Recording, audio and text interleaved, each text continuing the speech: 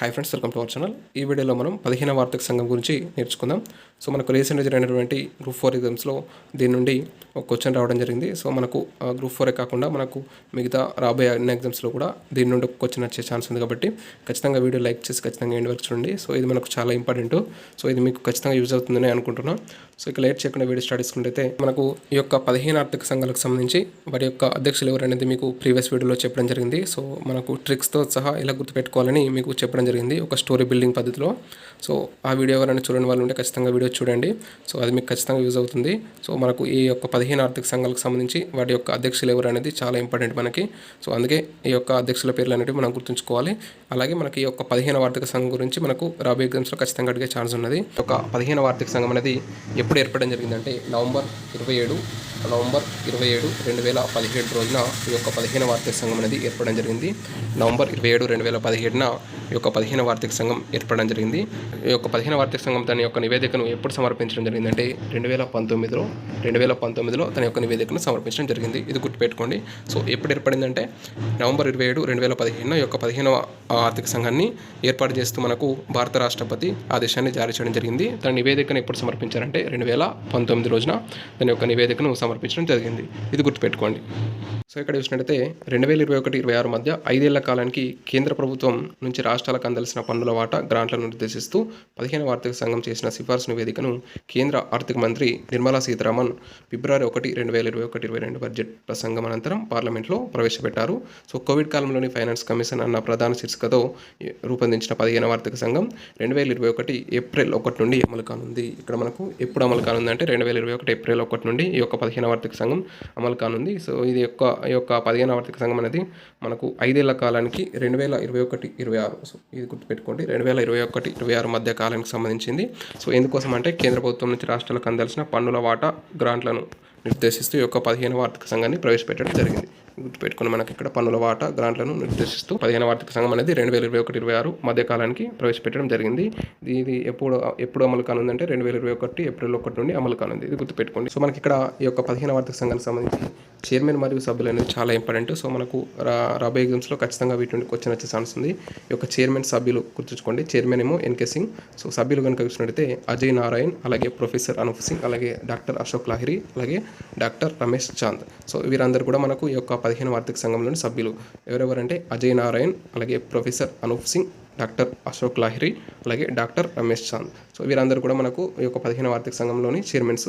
So మనకి ఇందులో నుండి ఎవరైనా ఒక పేరు తప్పించి సో వేరే పేరు ఇచ్చేసి సో ఇందులోని కానివారు ఎవరు అని అడిగే ఛాన్స్ ఉంది. సో మనం అది గుర్తించాల్సి ఉంటుంది. ఈ యొక్క సభ్యులు అనేది మనకు చాలా ఇంపార్టెంట్, గుర్తుపెట్టుకోండి. Ajay Narayan, professor Anoop Singh, doctor Ashok Lahiri, Ramesh Chand. ఈ పేర్లను గుర్తుపెట్టుకోండి.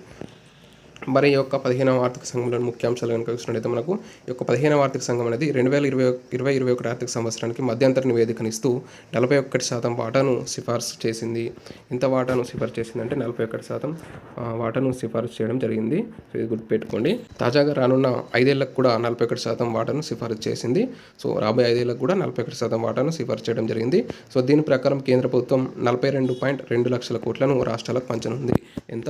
42.2 లక్షల కోట్లను రాష్ట్రాలకు పంచడం జరుగుతుంది.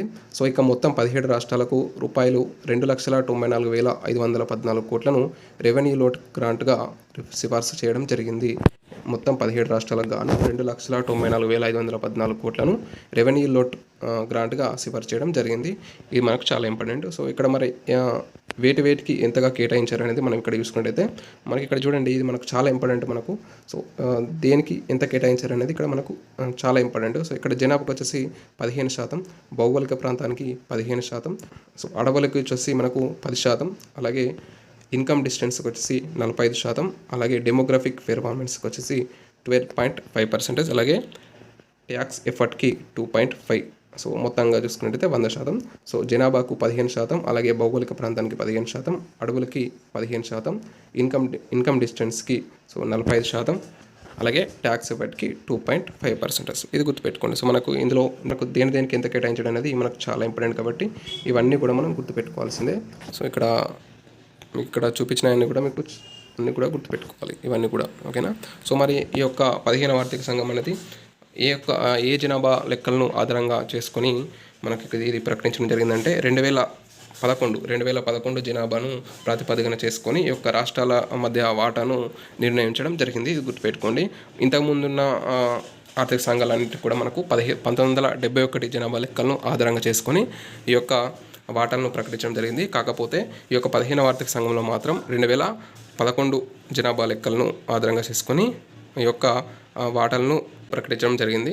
అయితే మనకి ఇక్కడ 2011 జనాభా లెక్కలను పరిగణలోకి తీసుకోవడం వల్ల మనకు జనాభా ఎక్కువగా ఉన్న ఉత్తరప్రదేశ్ కానీ, యూపీ కానీ, ఉత్తరప్రదేశ్ కానీ, అలాగే మధ్యప్రదేశ్ కానీ, బీహార్ కానీ, సో ఇలాంటి రాష్ట్రాలకు ఎక్కువగా ప్రయోజనం చేకూరడం జరిగింది. సో మరి ఎక్కువగా లాస్ అయిన రాష్ట్రాలు ఏంటివంటే కర్ణాటక కానీ, కేరళ కానీ, ఆంధ్రప్రదేశ్. సో ఈ రాష్ట్రాలు ఎక్కువగా లాస్ అవ్వడం జరిగింది. సో ఇక్కడ నష్టపోయిన రాష్ట్రాలకు సంబంధించి నష్టపరిహారం ఇవ్వాలని ఈ యొక్క 15వ ఆర్థిక సంఘం భావించడం జరిగింది. కాకపోతే యొక్క నష్టపరిహారం చెల్లించిందా అంటే లేదనే చెప్పాలి. సో ఇది మనకు ఈ యొక్క 15వ ఆర్థిక సంఘానికి సంబంధించి మొత్తం పూర్తి ఇన్ఫర్మేషన్. సో ఇందులో నుండి మనకు ఎలా అయినా కూడా క్వశ్చన్ అడగవచ్చు 15వ ఆర్థిక సంఘానికి సంబంధించి మనకు రాబోయే ఎగ్జామ్స్లో. ఇక్కడ మనకి ఇది దేనికి ఎంత కేటాయించారు అనేది మాత్రం ఇక్కడ ఖచ్చితంగా గుర్తుపెట్టుకోండి. మనకు ఇక్కడ జనాభాకు 15%, భౌగోళిక ప్రాంతానికి 15%, అడవులకు 10%, అలాగే ఆదాయ అసమానతలు ఇన్కమ్ డిస్టెన్స్కి 45%, అలాగే డెమోగ్రఫిక్ పెర్ఫార్మెన్స్కి 12.5%, ట్యాక్స్ ఎఫర్ట్కి 2.5%. సో ఇవన్నీ కూడా మనకు చాలా ఇంపార్టెంట్. సో ఇది ఈరోజు వీడియో. నెక్స్ట్ వీడియోలో మరొక ఇంపార్టెంట్ టాపిక్తో వీడియో చేసుకుందాం. సో ఈ వీడియో కనుక మీకు నచ్చినట్లయితే ఖచ్చితంగా లైక్ చేయండి, షేర్ చేయండి, అలాగే సబ్స్క్రైబ్ చేయండి. Thanks for watching. Thank you.